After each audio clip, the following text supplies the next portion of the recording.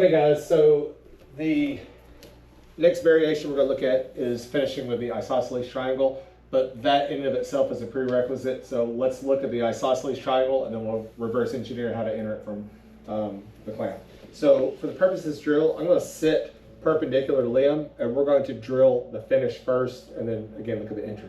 So for purposes of this, just getting the bite and braking mechanics, Liam's just going to stick his right arm out like half of a Superman. I'm here positioned. So I'm going to lift my right leg, which is closest to him, all the way up and over his head onto his neck. So I've got the back of my hamstring right there on his carotid artery, and my leg is right across his neck.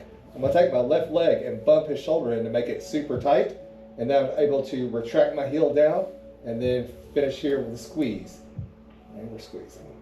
All right. When I do that, I'm specifically, as I'm coming down, I'm also swiveling and rotating my heel out, which creates this type of motion.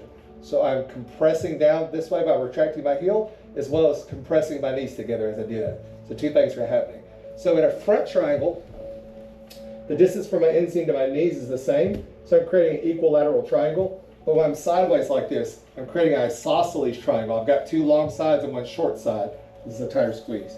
So again, he's going to lean forward, stick his right arm out. I'm going to practice the finish by putting my bend of my knee right on his neck. I'll bump his shoulder in to make it small. I'll retract my heel down right along his neck. And then I'll lock up the triangle, compress, and swivel.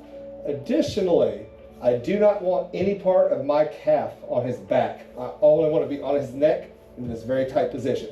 I'm just holding his arm in position. I'm not pulling down his head. Now, obviously, I can enter into arm bars and bent arm blocks, etc. But we're just looking at getting the squeeze. Does anybody need to see the squeeze again? All right, guys, let's partner up and let's practice.